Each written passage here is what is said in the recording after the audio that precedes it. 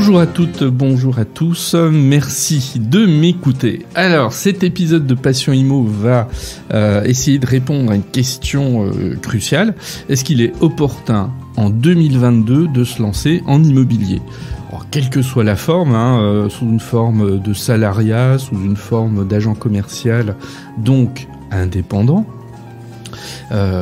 Question effectivement essentielle dont les réponses sont pas simples. Voilà, donc on va essayer de passer tout ça en revue. J'avais déjà fait un épisode l'année dernière qui répondait qui tentait de répondre à cette question. Je le refais en 2022. Ça ne va pas du tout être le même contenu parce que la situation elle a évolué. Chaque année, la réponse ne sera pas la même. Le marché évolue, les perspectives évoluent, donc il convient de rester attentif à la situation globale, la situation économique, et de regarder comment les choses se passent. Donc, je vais traiter d'un certain nombre de questions.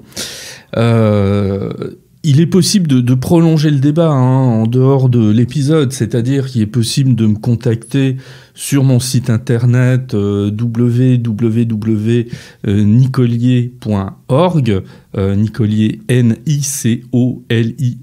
Là, on peut me contacter aisément.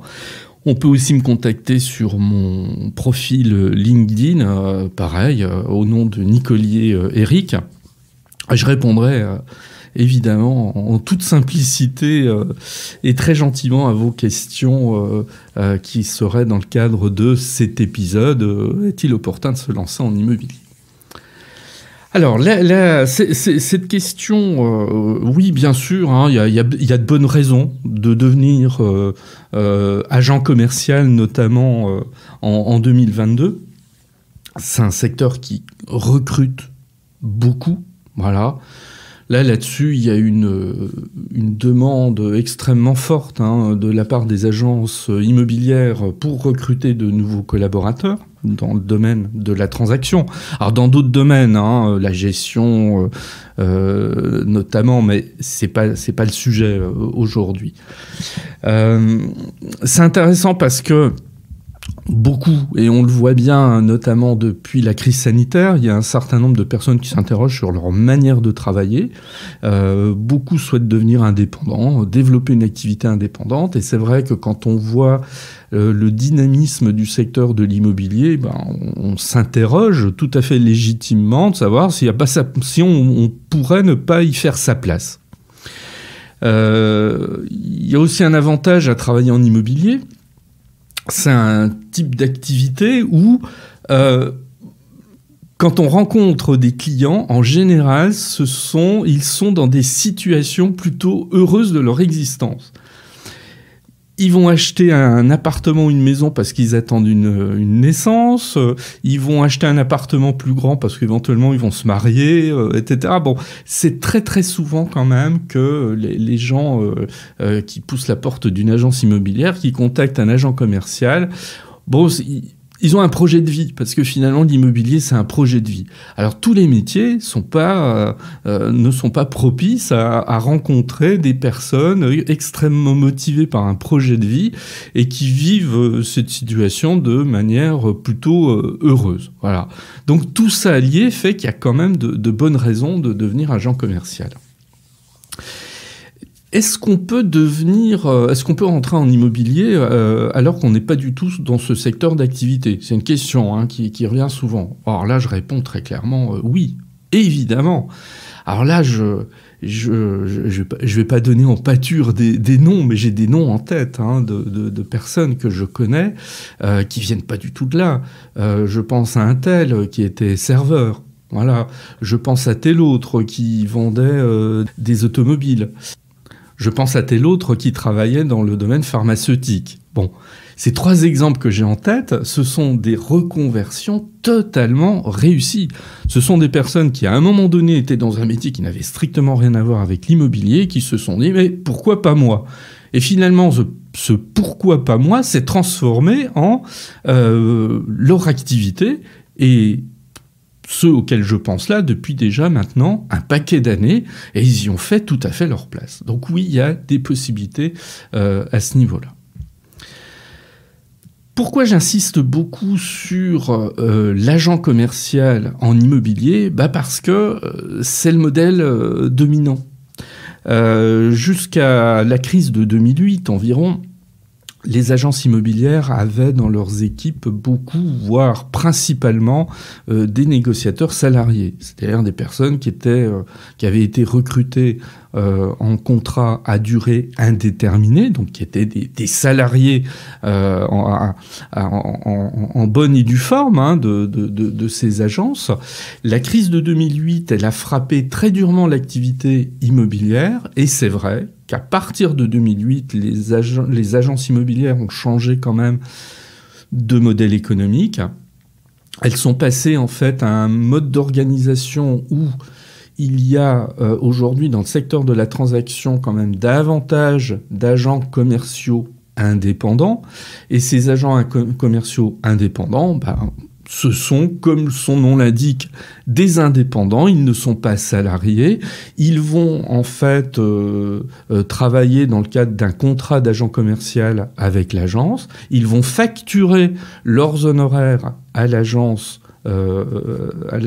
immobilière, et eux-mêmes étant constitués sous la forme d'une entreprise individuelle, ils vont payer leurs charges sociales, donc ils vont faire leur chèque, on fait plus de chèques aujourd'hui, mais ils vont payer leur URSSAF tous les mois ou tous les 3 mois, selon le mode de paiement de leurs charges sociales qu'ils ont choisi. Éventuellement, ils vont payer leur TVA au-delà d'un certain seuil d'activité. Ils se seront immatriculés comme entrepreneurs individuels au démarrage de leur activité, et ainsi de suite. Alors c'est ce modèle qui est aujourd'hui dominant, il ne faut pas se le cacher. Il est quand même peu fréquent aujourd'hui que les agences immobilières recrutent des salariés. Ça peut arriver, faut toujours s'éviter la généralisation. Je connais des agences qui continuent de recruter des salariés, mais force est de constater qu'elles sont quand même relativement marginales. Alors est-ce que c'est un problème ? Oui et non. C'est-à-dire qu'effectivement, ce mode de fonctionnement en tant que travailleur indépendant, j'y reviendrai un petit peu plus tard, il exige quand même une rigueur, une exigence en termes de trésorerie qu'a pas nécessairement le salarié. Ça, c'est un point quand même il faut pas se le cacher. Pour autant, on peut très bien gagner sa vie en étant agent commercial en immobilier. On peut aussi très mal la gagner, là-dessus, pas de langue de bois, mais on la gagnera aussi mal que si on était salarié. Le salarié qui ne réalise pas ses objectifs de vente, parce que de toute façon il est astreint à des objectifs de vente, au mieux, il va piétiner pendant quelques mois, voire 1 an dans l'agence qu'il a recrutée, puis au pire, il sera licencié. Donc, je veux dire que le modèle salarié n'offre pas nécessairement une sorte de sécurité absolue qui n'existe pas. Donc là-dessus, moi, j'ai envie de dire que les choses sont à peu près identiques. Par ailleurs, pour moi, il n'y a pas à proprement parler de mauvais modèles économiques ou de meilleurs modèles économiques. Pour moi, tout figure dans le contrat. Ce que je veux dire par là, c'est qu'on peut très bien être salarié et être dans le cadre d'un contrat de travail qui vous rémunère mal, qui vous protège pas très bien, qui ne vous offre pas une grande couverture en termes de remboursement de vos frais professionnels. Par exemple, c'est souvent un point d'achoppement. Et à l'inverse, vous pouvez très bien être travailleur indépendant, agent commercial en immobilier, avec un contrat, en définitive, qui tient plutôt la route et qui va vous assurer, en fait, d'un mode de fonctionnement presque plus favorable que celui d'un salarié. Donc ça, là-dessus, il faut être extrêmement pragmatique. Voilà. Et tout finalement réside dans le contrat. Et là, je pense que je ferai un épisode prochainement sur cette question-là, sur la question du contrat. Pour moi, elle est absolument incontournable. Il faut prendre le temps de l'étudier. Il ne faut pas signer comme ça en quatrième vitesse. Il faut lire les clauses les unes après les autres, voire au besoin se faire aider, pourquoi pas par un avocat. Je trouve que parfois la dépense, certes, ça va coûter quelques centaines d'euros de faire analyser par un professionnel un contrat. Je pense que la dépense peut être utile pour éviter de signer un contrat qui ne tient pas correctement la route. Voilà. Donc, faut pas se focaliser en fait sur « Ah non, surtout, je ne veux pas être agent commercial en immobilier parce que c'est un statut indépendant. Voilà. En fait, il faut peser le pour et le contre. Mais là-dessus, faut pas avoir trop d'illusions. Si vous voulez travailler en immobilier, c'est quand même, à titre principal, le mode de collaboration qui vous sera protégé. Sur ce mode de fonctionnement, justement, sur l'agent commercial, alors il y a eu une nouveauté en début d'année, c'est-à-dire que le statut du travailleur indépendant a évolué, notamment sur la protection que l'on peut revendiquer, ou en tout cas connaître, de son patrimoine personnel. Quand on crée son activité, parce qu'en fait, devenir agent commercial indépendant, c'est créer son activité, c'est créer son entreprise, se pose une question qui est essentielle. Est-ce que je ne risque pas des difficultés sur le plan personnel ? Si jamais, après tout, je me plante au bout de quelques mois, j'ai des dettes sur le plan professionnel, etc. C'est toujours une question qu'il faut se poser. Alors, le statut, il vient d'évoluer, et dans un sens extrêmement favorable. Ça a été un petit peu passé sous silence à regret, parce que faut reconnaître que l'actualité, depuis le début de l'année, elle est prise par d'autres choses, et donc je peux comprendre que les problématiques de statut des travailleurs indépendants, elles soient pas en une de la presse ou des journaux télévisés. Comment ça a évolué ? C'est-à-dire qu'en fait, on a une protection quasi absolue, avec un bémol évidemment, je vais m'en expliquer rapidement, une protection quasi absolue de son patrimoine individuel. Il faut déjà savoir que depuis quelques années, quand vous devenez travailleur indépendant, votre patrimoine immobilier est protégé. C'est-à-dire qu'en définitive, on ne peut plus, comme c'était il y a encore le cas il y a 10-15 ans, où on pouvait saisir votre habitation principale dont vous étiez propriétaire si vous aviez des dettes professionnelles. Ça, c'était déjà une grande avancée. Et l'avancée qui vient d'être concrétisée, c'est que maintenant, on va considérer que quand vous êtes travailleur indépendant, vous avez définit ce qu'on appelle un patrimoine professionnel, c'est-à-dire en fait les biens qui servent à votre activité. Alors, imaginons, ça pourrait être un véhicule, ça pourrait être un ordinateur, ça pourrait être un téléphone portable, c'est-à-dire votre outil de travail. Votre outil de travail va constituer votre patrimoine professionnel, et à côté de ça, par défaut, tout le reste, ça sera votre patrimoine personnel. Et l'idée en fait de cette réforme, c'est que les créanciers professionnels, alors ça peut être l'URSSAF, ça peut être pour le paiement de la TVA, etc. Ça peut être, je sais pas, le loyer par exemple de votre véhicule si vous êtes en location avec option d'achat. Là, ce seront des créanciers professionnels. Ils ne pourront saisir que votre patrimoine professionnel, et ils auront interdiction de saisir le patrimoine personnel. Alors ça, c'est une super avancée, parce que ça signifie en fait concrètement que le travailleur indépendant, donc ici dans ce qui nous préoccupe, l'agent commercial en immobilier, au pire, on ne pourra saisir que ce qu'il aura de constitué dans son patrimoine professionnel.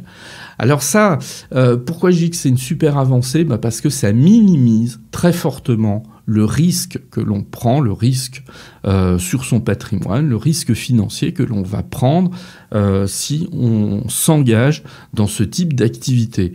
Surtout, faut se le rappeler quand même, Le risque financier, il reste minime ici. L'agent commercial en immobilier, qu'est-ce qu'il va mobiliser principalement ? C'est son savoir-faire, c'est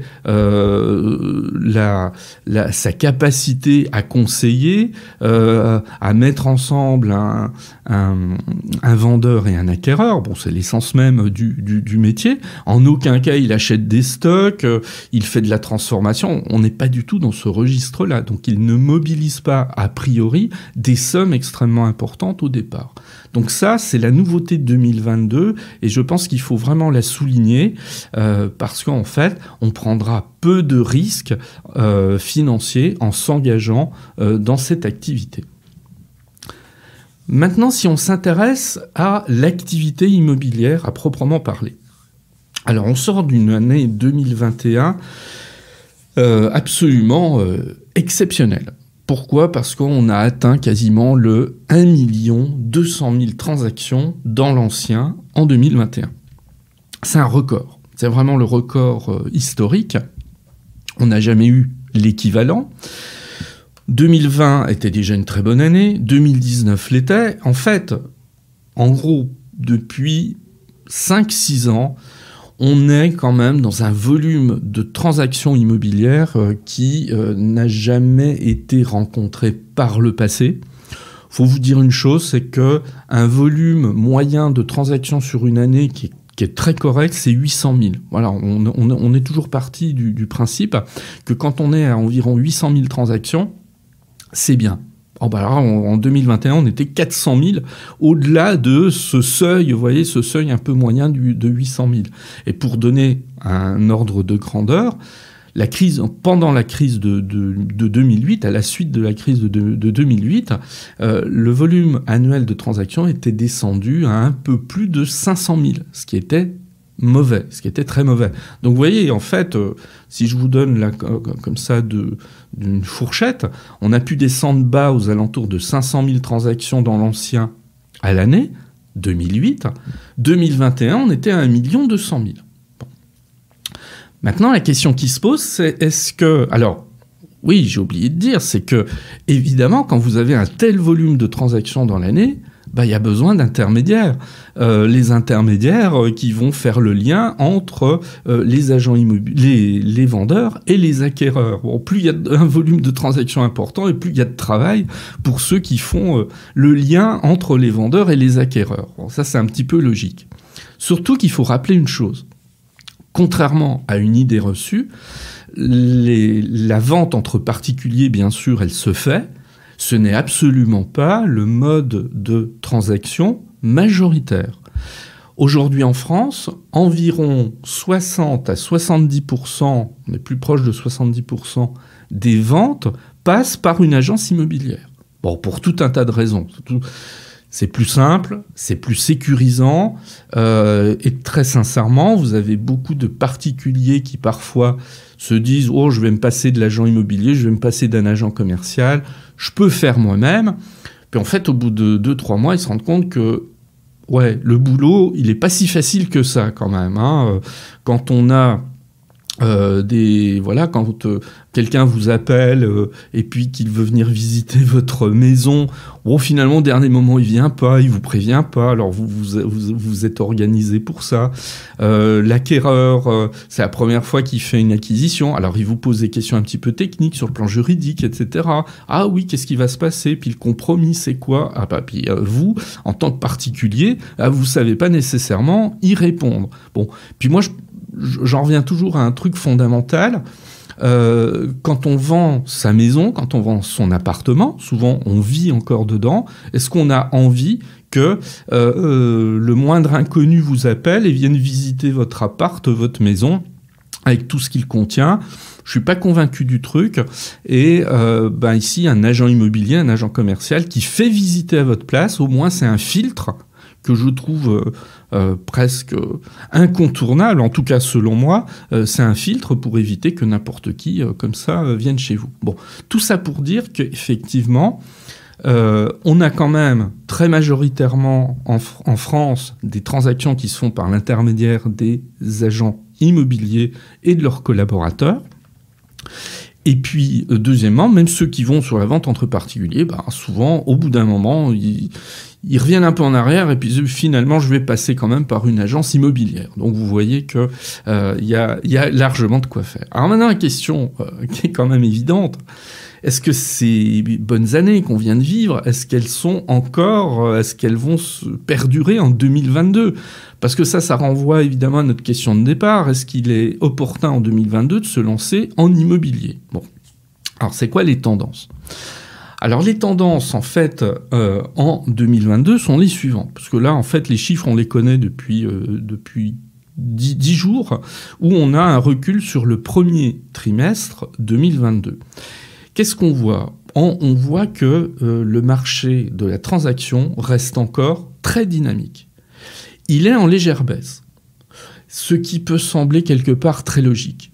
Pourquoi très logique ? Parce que on a eu un tel dynamisme de transactions en 2020-2021 que quelque part, à un moment donné, je vais dire ça, c'est pas un terme très économique, mais les gens ils se calment, quoi. Voilà, ils ont vendu, d'autres ont acheté. Bon, ils vont peut-être y revenir à un moment donné, mais peut-être pas immédiatement. Donc, quelque part, il est normal que les choses soient un peu plus tranquilles quand même qu'en 2021. Mais pour autant, on n'est pas sur une sorte de baisse catastrophique, absolument pas. Hein. On est plutôt sur, c'est ce qui semble se dessiner, sur un atterrissage en douceur, extrêmement lent, où effectivement les transactions devraient diminuer, mais pas dans des proportions où on se dirait, oula, il y a péril en la demeure, l'activité immobilière va être beaucoup plus difficile. Il n'y a pas de signe en l'état actuel des choses qui permettrait en fait d'avoir une vision extrêmement négative des choses. Et là-dessus, je vais faire une petite parenthèse, si je peux me permettre, c'est de toujours être pas méfiant, mais de prendre du recul avec des informations que l'on a parfois, alors dans la presse, où il y a un certain sensationnalisme qui parfois va monter en épingle des tendances. Je pense notamment au taux des prêts immobiliers. Je vais y revenir dans 2 minutes parce que c'est un élément quand même de réflexion qu'il faut avoir.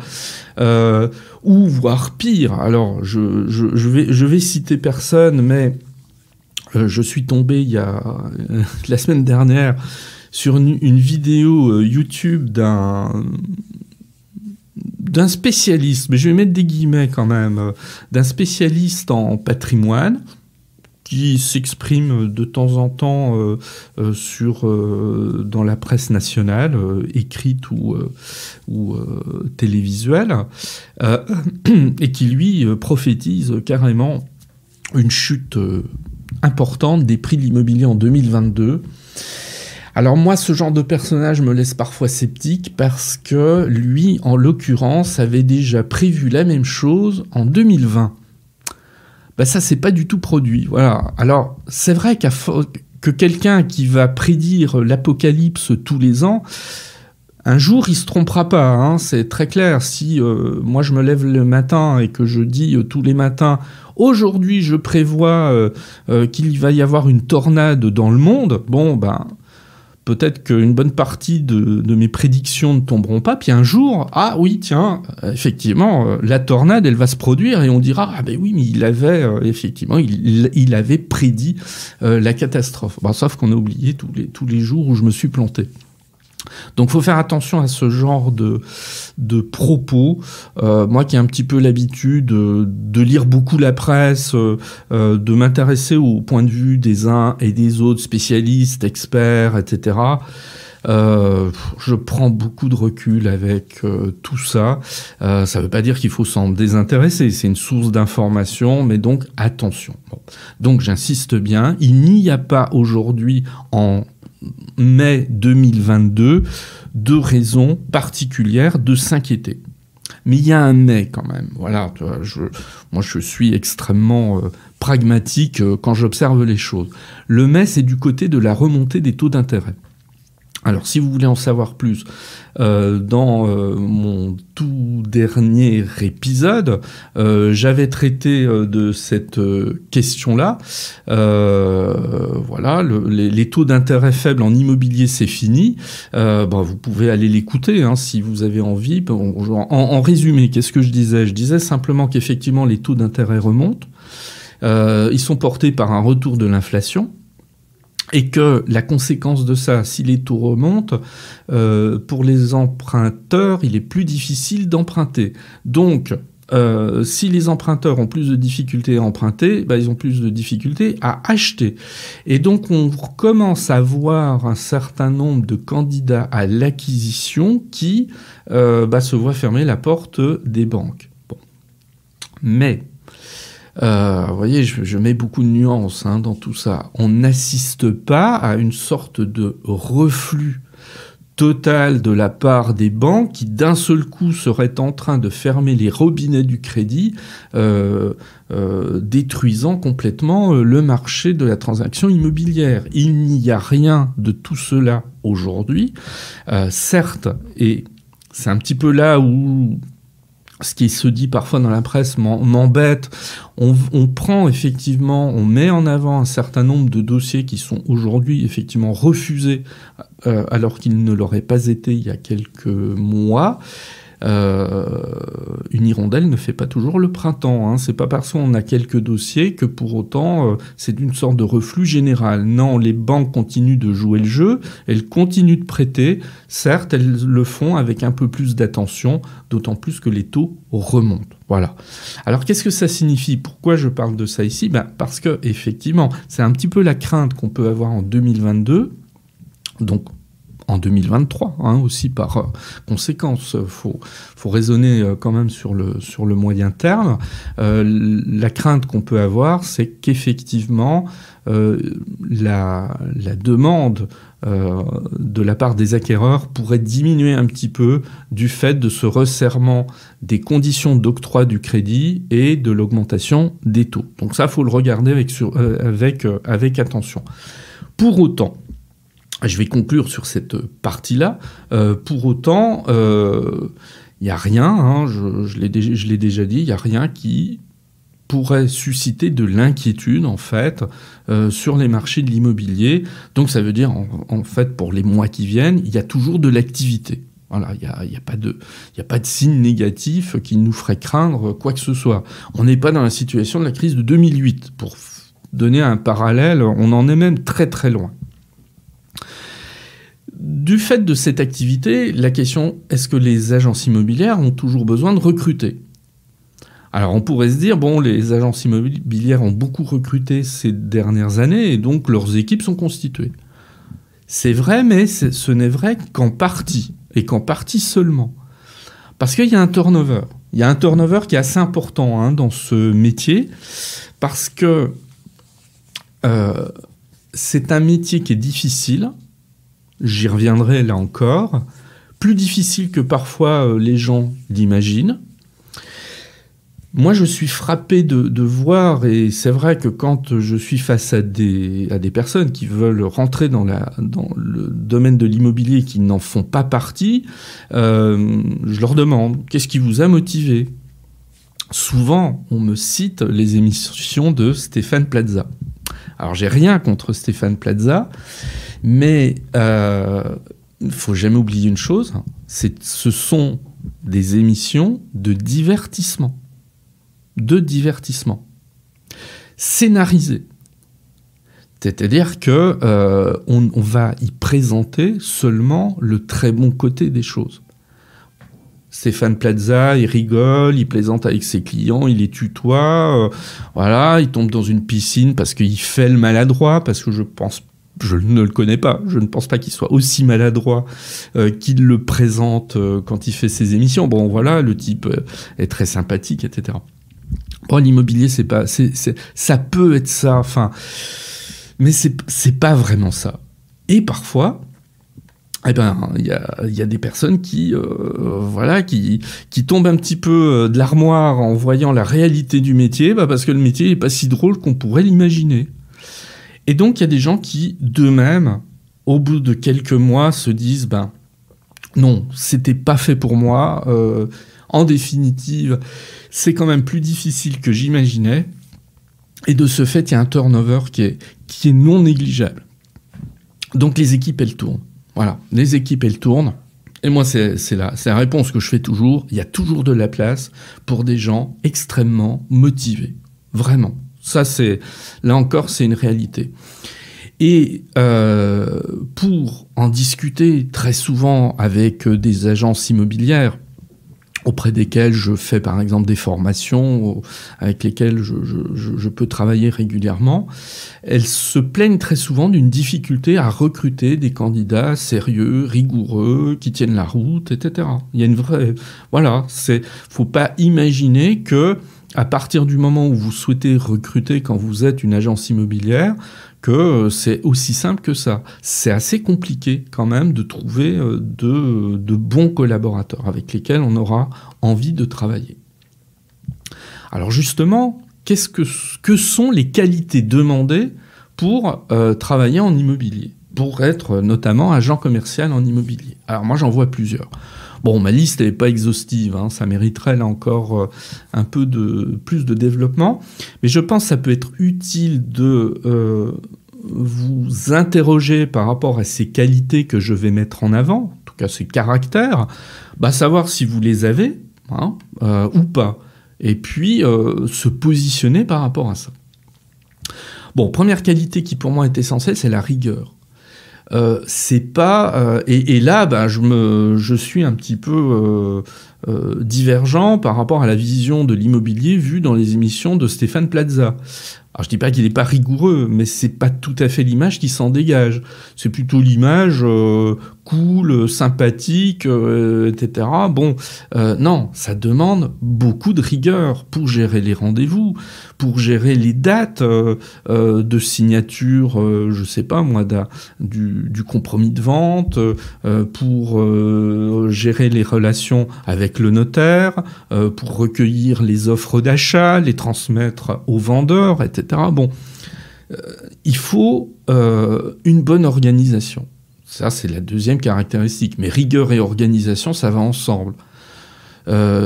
Si je suis quelqu'un qui a une difficulté à m'organiser, à planifier, à structurer, ça risque d'être très compliqué quand même. Parce que c'est un métier où vous ne pouvez pas dire « Bon, tiens, j'ai rendez-vous à 10h. Oh, ouais, là, je suis un peu en retard, je vais arriver à 10h30. Tiens, là, il faut que je transmette tel document, ou il faut que je récupère, par exemple, auprès du vendeur, les diagnostics immobiliers que je lui ai demandé pour les joindre au compromis de vente, puisqu'il est obligatoire de joindre ces documents au compromis de vente. Je ne peux pas dire non plus, tiens... Ah, je les ai pas. Ah, c'est pas une semaine près. On ne peut pas être dans ce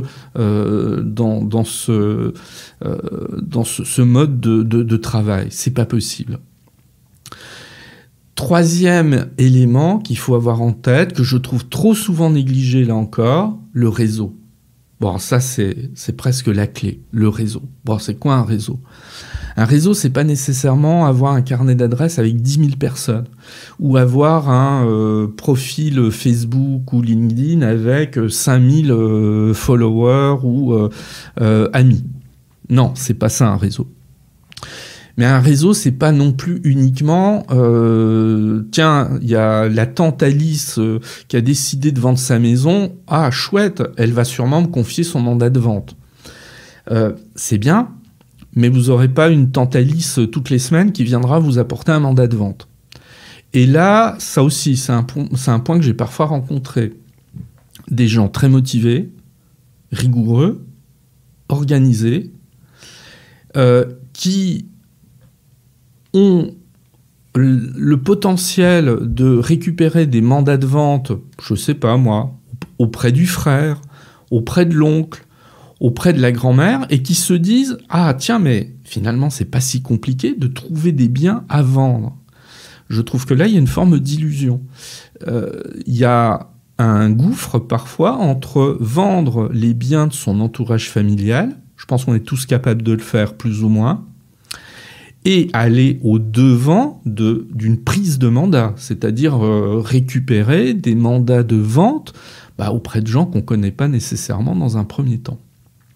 Donc attention à ça. Et ça, c'est le réseau qui va le faire.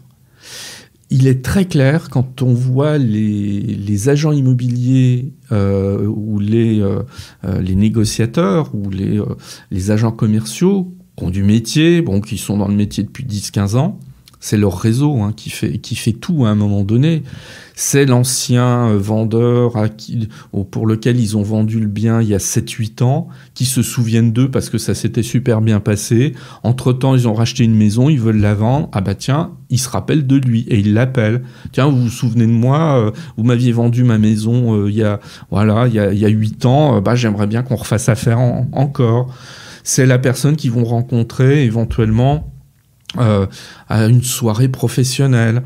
C'est éventuellement les parents d'élèves, qui croisent parce qu'ils savent qu'il est agent commercial en immobilier, et donc les parents des copains des enfants. Bon, alors je prends des exemples comme ça un petit peu pêle-mêle qui sont pas très très structurés, mais le réseau c'est ça. Et le réseau il se fait pas en une semaine. On peut très bien ne pas l'avoir, ça c'est pas une tare en soi, un réseau ça se constitue, mais un réseau ça se constitue de manière organisée et structurée. C'est pas au petit bonheur la chance, faut bien savoir qu'aujourd'hui, espérer récupérer des mandats de vente uniquement en allant placer des tracts dans les boîtes aux lettres, surtout que ça a été limité par la loi, ça suffit pas, mais vraiment pas. On n'est plus dans ce mode de fonctionnement des agences immobilières qui pouvaient encore se le permettre il y a quelques années.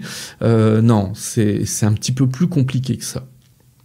Et justement, un certain nombre de professionnels de l'immobilier qui parfois continuent d'appliquer ces vieilles recettes se plaignent d'un retour qui finalement est assez négligeable. Moi, j'ai l'exemple de quelqu'un qui, débutant dans l'activité comme agent commercial en immobilier, a passé des semaines à placer des tracts dans les boîtes aux lettres de manière extrêmement méthodique, qui n'a eu strictement aucun retour. Donc le réseau, vous voyez, il va avoir une importance fondamentale.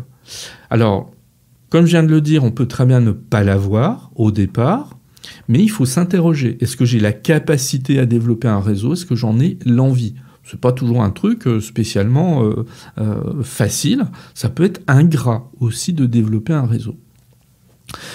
Bien sûr, toujours dans les qualités demandées, il y a ce qu'on appelle la qualité commerciale qui consiste à avoir une capacité à échanger, une capacité d'empathie, une capacité d'accompagner. Mais c'est pas que ça. Vraiment, ce n'est pas que ça. Le métier demande sans doute tout autant cet accompagnement commercial qu'une connaissance de la réglementation. Et c'est une réglementation complexe. Alors bien sûr, il y a des formations, les gens, c'est un point sur lequel je vais revenir aussi, les gens ne sont pas comme ça lâchés dans la nature sans un minimum de formation, mais on ne s'improvise pas comme ça sur un claquement de doigts, un beau matin, négociateur en immobilier, sans un minimum de connaissances, alors juridiques, fiscale, de connaissance un peu du bâtiment, etc. Voilà. Après, il ne faut pas se tromper. Un négociateur n'est pas un professionnel du bâtiment, c'est pas un conseiller juridique, c'est pas un conseiller fiscal, il n'est pas tout ça. Il est là pour mettre en relation un vendeur et un acquéreur, mais inévitablement, cet acquéreur et ce vendeur, ils ont des questions cet intermédiaire, puisqu'en définitive, l'agent commercial est un intermédiaire, cet intermédiaire ne peut pas leur dire, écoutez, là vous me posez une question sur les plus-values immobilières, allez chercher sur Internet, vous trouverez sûrement une bonne réponse. Là vous me demandez comment fonctionne, je sais pas moi, le délai de rétractation du compromis de vente. Je sais pas trop, allez voir sur Internet. Non, ça peut pas être une réponse. Alors c'est pareil, c'est pas du jour au lendemain que cette connaissance s'élabore, ça prend du temps. mais elle est incontournable. Voilà, elle est incontournable. J'ai rien, évidemment, mon exemple, il va être décrié, j'ai rien contre les boulangers. Il est un peu plus facile quand même de vendre du pain que de vendre un bien immobilier, vous voyez, en termes d'accompagnement sur le plan juridique notamment. Donc, faut pas laisser ça de côté. Il y a un autre aspect, je pense qu'il faut être très zen.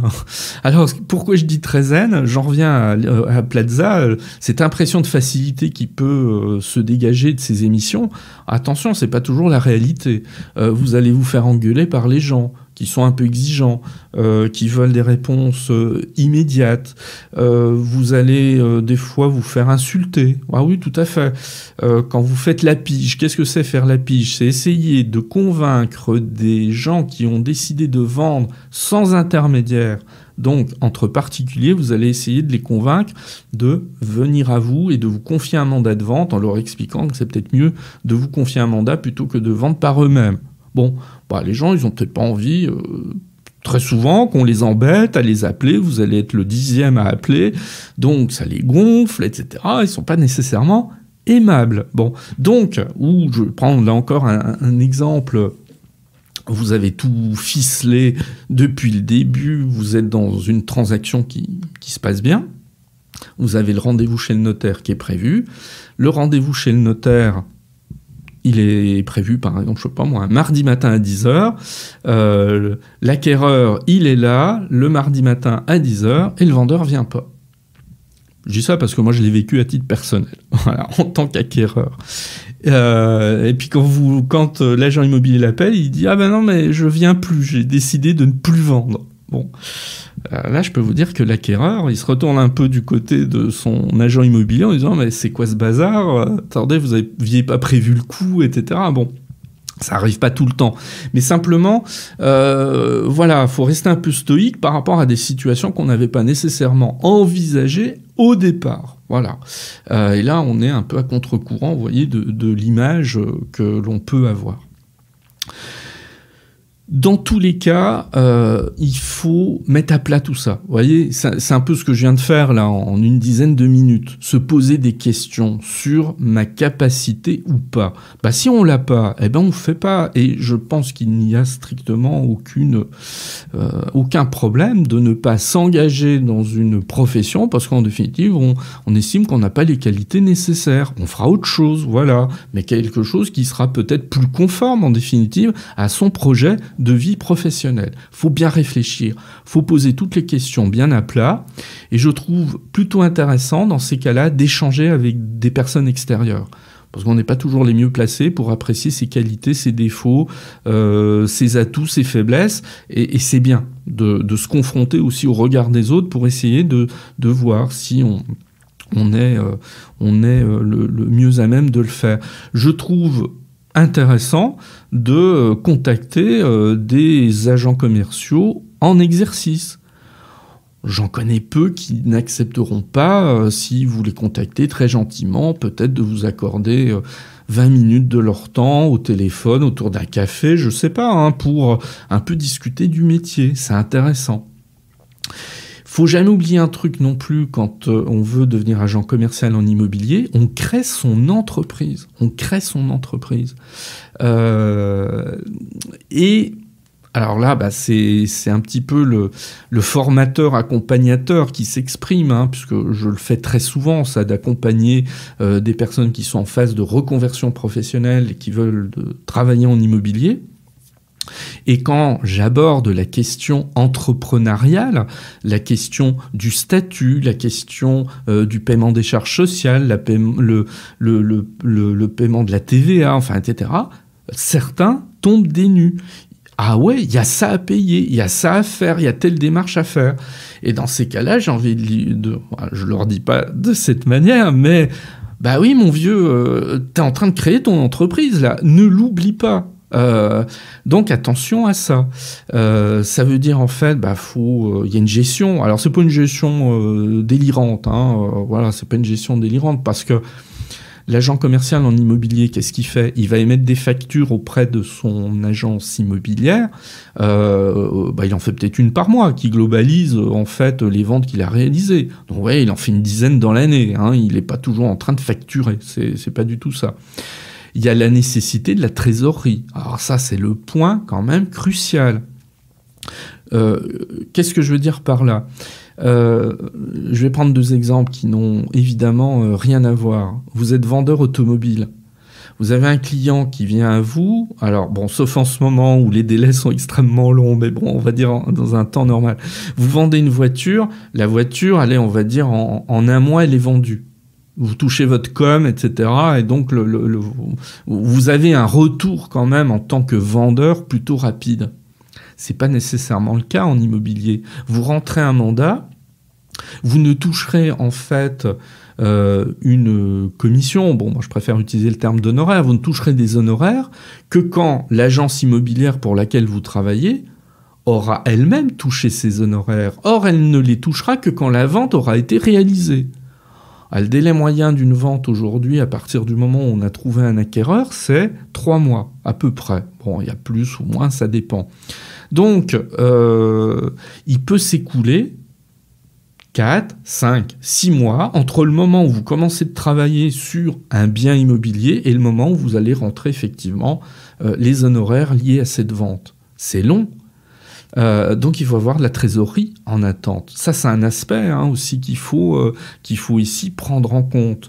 Alors, faut pas non plus grossir trop cette dimension, parce que je peux avoir le sentiment depuis quelques minutes de vous donner beaucoup, de mettre en garde.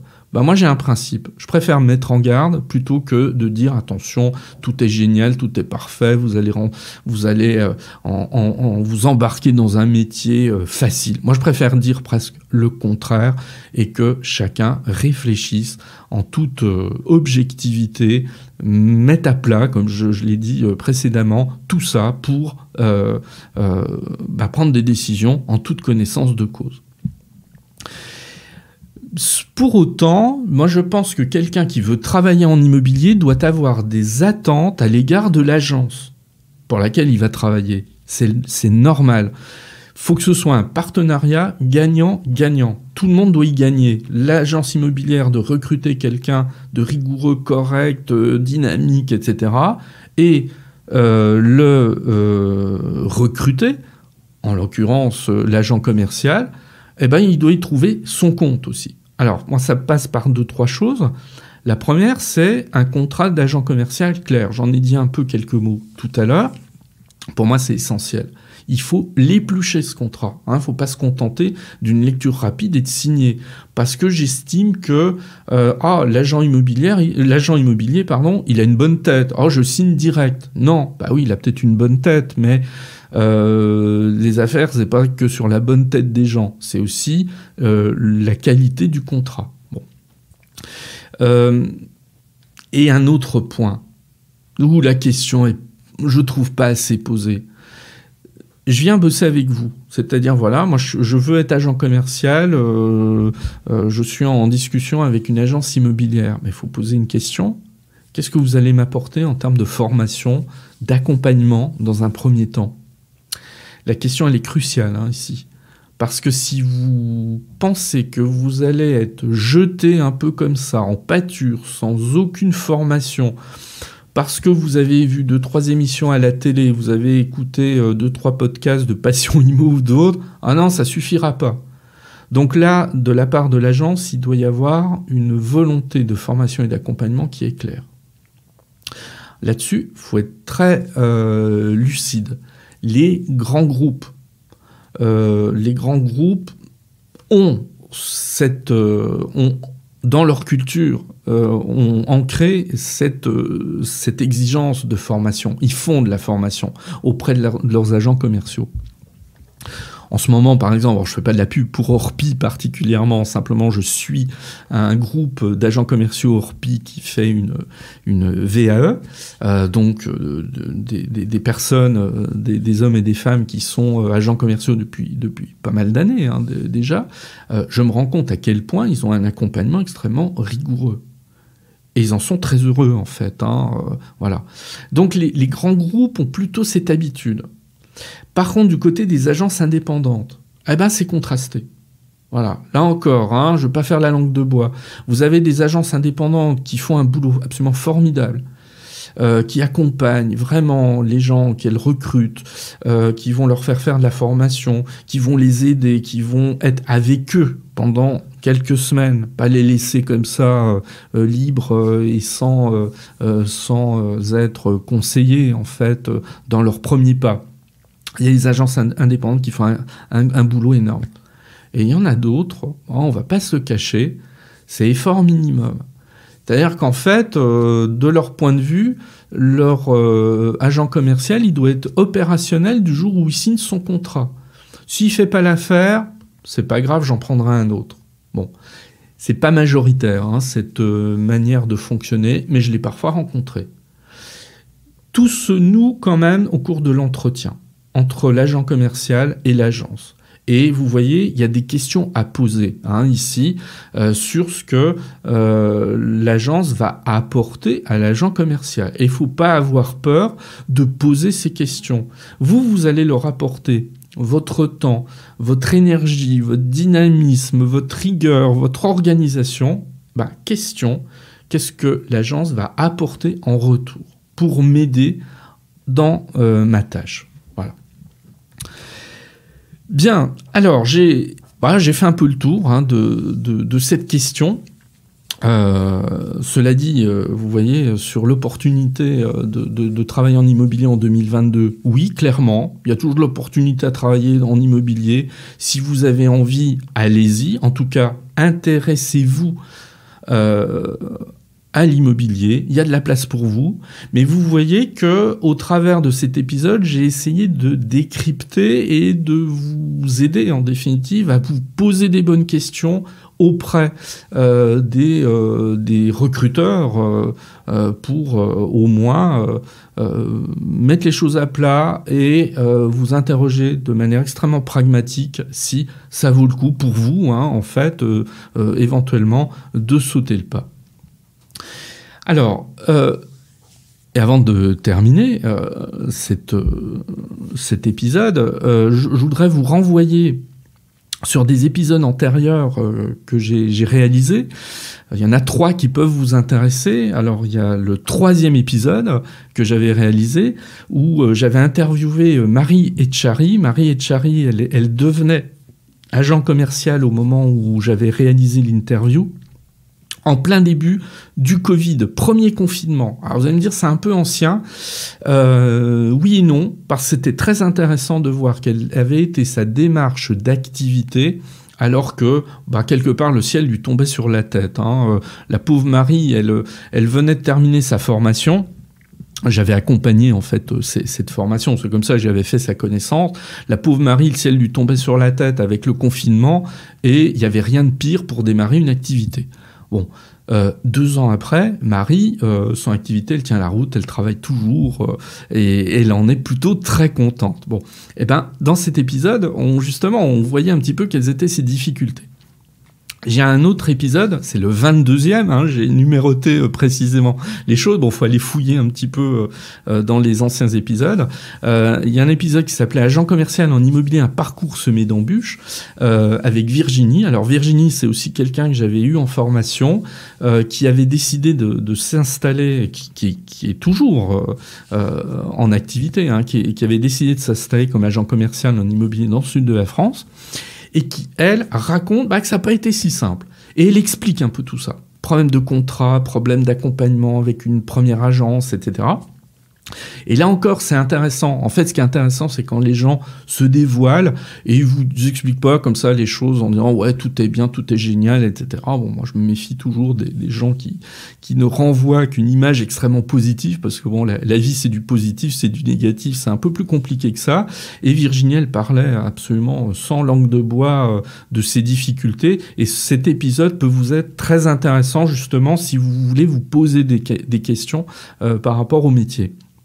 Et un épisode, c'est le plus récent, qui peut intéresser aussi, c'est le 26e, là qui s'intitule 24 ventes en 12 mois avec Jian. Bon, alors Jian, c'est un petit peu une jeune, elle a 22 ans, c'est une jeune prodige, hein, elle est agent immobilier sur Bandol, et elle a complètement cartonné, puisqu'elle a fait 24 ventes en 12 mois, donc elle, ça marche plutôt très bien, et elle nous explique tout ça, voilà, comment elle aborde les clients, comment elle fonctionne, elle est bourrée d'enthousiasme, d'énergie, etc. Je peux vous assurer, quand vous avez terminé d'écouter cet épisode, waouh, vous vous dites, je prendrais bien un peu de son énergie parce que ça ferait du bien. Effectivement, c'est un épisode qui fait du bien. Donc, si vous voulez, alors on pouvait aller sur d'autres sources. Moi, évidemment, je vous indique ce que j'ai fait. Déjà, écoutez tout ça, ça vous donnera une bonne approche, je pense, de l'activité immobilière pour vous poser, vous interroger, vous poser des bonnes questions. Voilà. Alors, j'ai été assez long, c'est un épisode assez long, mais vous voyez, il y avait beaucoup de choses à dire. Je vous remercie infiniment de m'avoir écouté. On peut rester en contact, hein, comme je vous l'ai dit au départ, par mes réseaux sociaux, sur mon site internet, si vous voulez prolonger le débat sur cette question. Je vous dis à très bientôt pour de nouveaux épisodes. Au revoir.